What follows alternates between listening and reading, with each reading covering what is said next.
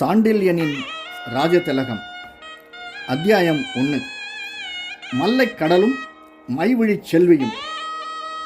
மைவிழிச் செல்வியின் மையலூட்டும் மதுர விழிகள் மல்லைக் கடலின் ஓரத்தே மணலை தட்டி தட்டி தாளம் போட்ட மந்த அலைகளையும், தூரத்தே தூமகேதுகளைப் போல் எழுந்து வானுலாவிய சித்திரை திங்களின் முழுமதியை பிடிக்க முயன்று கொண்டிருந்த மலை போன்ற திரைகளையும், அத்திரைகளின் ஆணவத்தை தடுக்க முயன்று முடியாமல் அந்த அலைகளின் எழுச்சியில் அலைந்தாடிய 4-5 நாவாய்களையும், அலைகளின் இரைச்சலை அடக்கும் அளவிற்கு கூச்சலிட்டும் சிரித்தும் கடலாடிய ஆடவர் பெண்டிர் கூட்டங்களையும் பார்த்து பார்த்து பரவசம் அடைந்ததின்றி அவள் இதயமும் கடல் மல்லைக்கு காஞ்சி மாநகரமும் இணையாகாது என்று சொல்லிக்கொண்டு பெருமிதப்பட்டு விம்மியதால் வானளாவி நின்ற கருங்கல் தூணை அணைத்து நின்ற அவள் இடது கை சற்றே இடது மார்பகத்தை முன்னைவிட அதிகமாக கல்லில் அழுந்தச் செய்தது.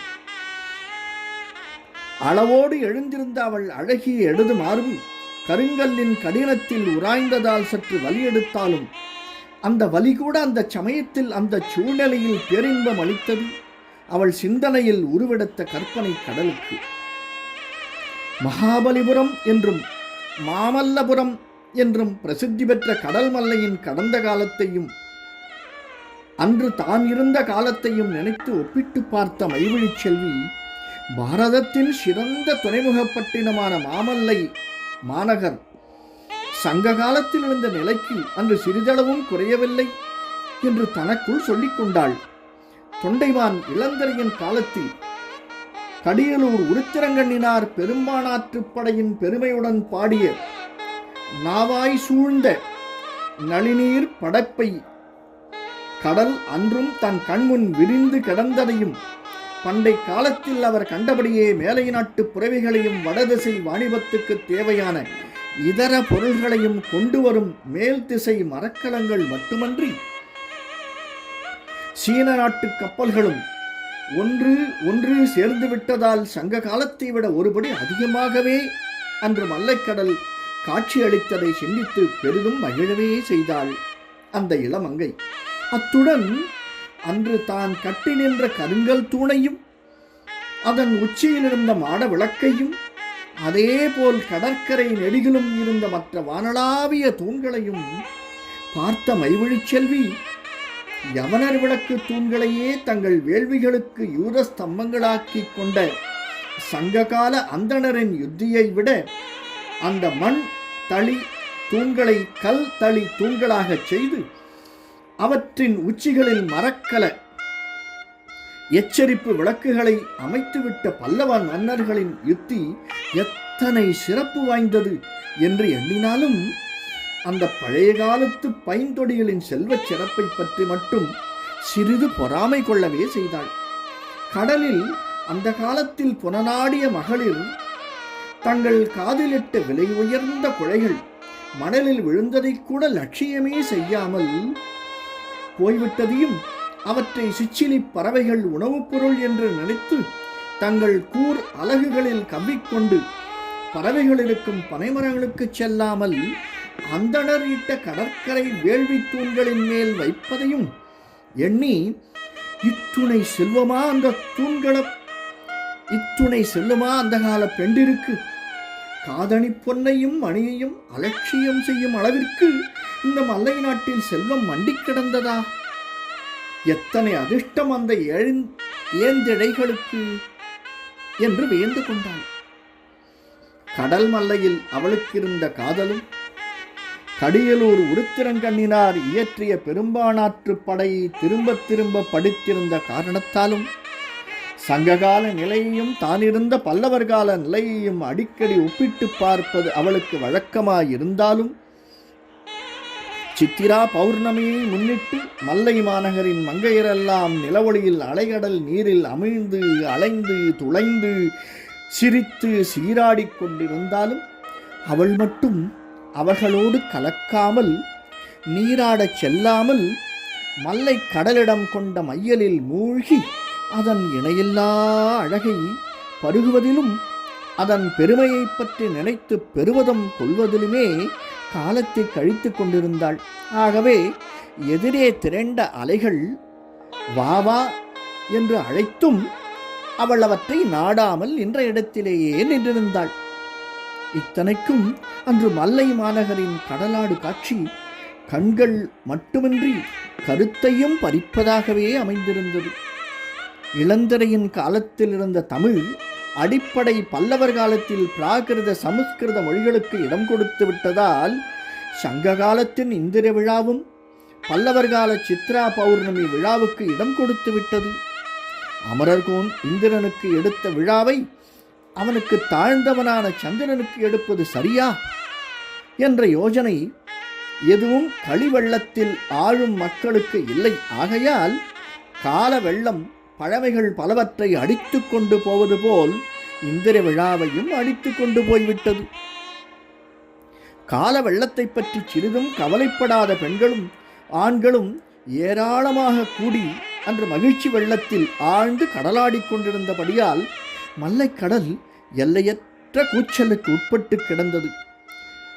கடலில் கூப்பிடு தூரம் வரை மணல் அடித்திருந்ததன் விளைவாக நீண்ட தூரம் மட்டும் இடுப்பளவு மிஞ்சினால் மார்பளவு ஆழமே இருந்தபடியால் பெண்கள் சிலர் தங்கள் கணவர்களுடன் சற்று தூரம் சென்று நீரில் அமிழ்ந்து நீரின் மறைவு தூண்டிய வேகத்தில் ஒருவர் மீது ஒருவர் அர்த்தமுள்ள பார்வைகளை வீசிக்கொண்டதன்றி அர்த்தமுள்ள இன்பச் செயல்களிலும் ஈடுபடலாயினர். கணவன் மனைவி உறவு ஏற்படாத இளமங்கையர் சிலரும் கணைக்கால் ஆழத்திலிருந்து இடுப்பளவு ஆழம் வரை தங்கள் பின் எழில்கள் அசைய அசைய நடந்து சிற்றலைகளின் ஊடே ஆழகான பகுதிக்கு சென்று கொண்டிருந்ததாலும் அப்படி சென்ற இளமங்கையர் அடிக்கடி திரும்பி திரும்பி பார்த்ததாலும் பார்வையின் பொருளை புரிந்து கொண்ட அவர்களின் காதலர் சற்று அக்கம் பக்கம் பார்த்துவிட்டு அப்பெண்களின் ஆடை நனைந்து ஒட்டி கிடந்தால் அளவுக்கு மீறி ஆசை காட்டிய பின்னங்குழலில் அசைவுக்கு இரையாகி எது வந்தாலும் வரட்டும் என்று துணிந்து அவர்களை தொடர்ந்து அலைகளில் பாய்ந்து சென்றனர். அப்படி சென்ற வாலிபரும் இளமங்கையரும் சமய சந்தர்ப்பம் பார்த்து அலைகளில் மூழ்கியும் எழுந்தும் ஆங்காங்கு ஜோடி சேர்ந்து விட்டதால் ஏற்பட்ட அனாவசிய சிரிப்பொலிகள் பெரும் இன்ப நாதத்தை அலைகடலின் இரைச்சலோடு கலக்கவிட்டன. அப்படி கலந்த கடலாட வந்த காதலர் கைகள் சிற்றிடைகளில் தவழும் போது இடை கொடுத்த இளமங்கையர் அவர்கள் அத்துமீறும் போது ஓஹோ என்று விடுத்த எச்சரிக்கைகள் எத்தனை போலி என்பதை உணர்ந்த அலைகள் காதல் ஜோடிகளை சேர்த்து உருட்டி விருட்டு கொண்டிருந்தன.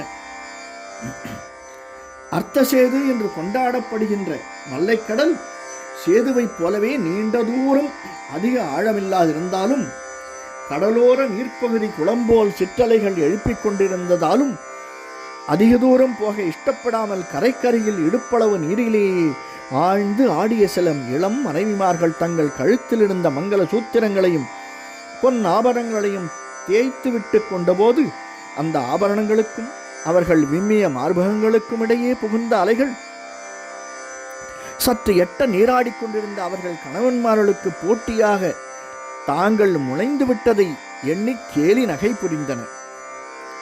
நீராடிய பெண்கள் பலர் மிக மெல்லிய வெண்மை நிற ஆடைகளை அணிந்திருந்ததை கண்டுதானோ என்னவோ உருத்திரங்கண்ணினார் மல்லை மாதரசிகளின் ஆடைகளை கொன்றையின் மெல்லிய கொம்புகளிலேயே தவிழும் பனித்திரைக்கு ஒப்பிட்டார். ஆயினும் எட்ட நீராடிய வாலிபர்களின் கழுகு கண்கள் அந்த சந்தர்ப்பங்களை பயன்படுத்திக் கொள்ளவே செய்தன. இதனால் நிலை குலைந்து பெருமூச்சு விட்ட வாலிபரும் பெண்களின் கருத்தை தங்கள்பால் இழுக்கவும் தங்கள் திறனை காட்டவும் கடலின் ஆழமான பகுதிக்கு சென்று கைமாறு போட்டு அலைகளின் மீறி தாவி தாவி செல்லலாயினர். இப்படிப்பட்ட மனோகர காட்சி முழுமையும் மைவழி செல்வி கவனிக்கவே செய்தாள். அவள் மையல் விழிகளிலிருந்து அந்த காட்சியின் அம்சங்கள் அணுவளவும் தப்பவில்லை என்பதை அவள் முகம் அவ்வப்பொழுது காட்டிக் கொண்டிருந்தது.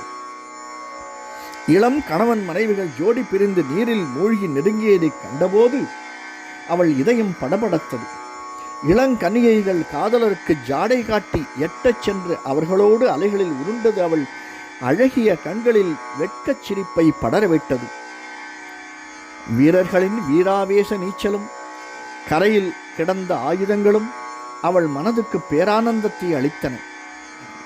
இக்காட்சிகளால் இதய நெகிழ்ச்சி கொண்ட மைவழிச் செல்வி, காஞ்சி மண்டலத்தில் காதலுக்கு குறைவே இல்லை, வீரத்துக்கும் குறைவில்லை, வாழ்க்கையின் தேவையே இவை இரண்டும் தானே என்று தனக்குள் சொல்லிக்கொண்டு நீர்ப்பகுதியிலிருந்து கண்களை அருகே தெரிந்த மலைப்பாறைக்கு திருப்பினாள்.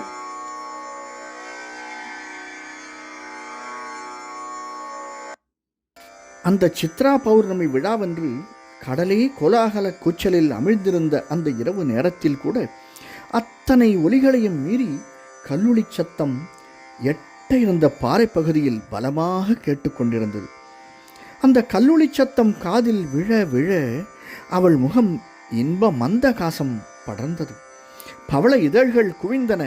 ஒரு வினாடி பிறகு அந்த இதழ்கள் அகன்று, இத்தனையிலும் அவர் கோவில் கட்டுவதை கைவிட மாட்டார் போலிருக்கிறது, இப்படி ஒரு இளவலாய்ந்த நாட்டிற்கு என்ற சொற்களை மெதுவாக உதித்தன. இப்படி நினைத்த வண்ணம் அந்த மலைப்பகுதியை ஊன்றி பார்த்தாள் மைவழிச் செல்வி.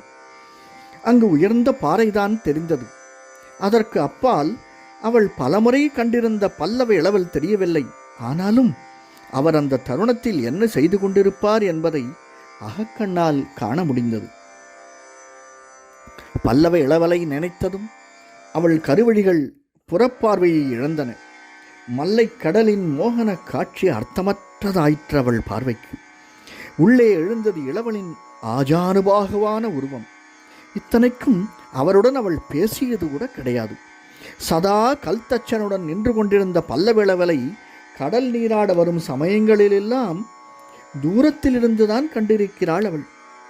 பல்லவ இளவல் சில சமயங்களில் ராஜரீக ஆடை முழுவதும் அணிந்திருப்பான். இன்னும் சில சமயங்களில் மேலே அங்கி எதுவுமின்றி தன் வாளிப்பான சரீரத்தை காட்டிக் கொண்டு நிற்பான். இதையெல்லாம் அவள் கண்டிருக்கிறாள்.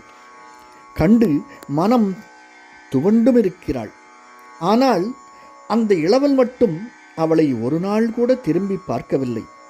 கல்லை கவனிக்கும் அளவுக்கு கூட அவர் தன்னை கவனிக்காததால், கல்லை விட நான் கேவலமா, அல்லது அவருக்குத்தான் ரசனை கிடையாதா, இல்லை துறவியா என்று கேட்டுக்கொண்டதால் அவள் கண்களில் கோபமும் துளிர்த்தது. ஒரு வினாடி மீண்டும் கண்களை புறநிலைக்கு கொண்டு வந்த அவள், இந்த மனோகர காட்சியில் காதலர் கடந்து கடலாடும் இந்த நிலையில் இளவலும் நானும் பங்கெடுத்து கொண்டால் எத்தனை நன்றாயிருக்கும், ஏன் அவர் என்னை தொடமாட்டாரா என்று சற்றே வினவினாள். அதே சமயத்தில் அவள் கேள்விக்கு பதில் கூறும் வகையில் அவளை பலமாக ஒரு கை பின்புறமிருந்து தீண்டியது. திரும்பி பார்த்தவள் திக்பிரமை பிடித்து நின்றாள். பல்லவ இளவல் அவள் கையை பிடித்திருந்தான் வலிக்கும் அளவிற்கு. அவள் கண்களில் கவலை மண்டி கிடந்தது. வா இப்படி என்று கூறி அவளை இழுத்துச் செல்ல முயன்றான். அதுவரை அவனை தீண்டத் துடித்த அவள் இதயத்தில் திகில் மூண்டது. எங்கே என்று அவள் பதற்றத்துடன் வினவினாள். பேசாதே வா என்று அதிகார குரல் இளவலனிருந்து வந்தது. அதற்கு மேல் ஏதும் பேசாத அவன் ஒரு பாறையின் மறைவுக்கு அவளை பலவந்தமாக அழைத்துச் சென்றான்.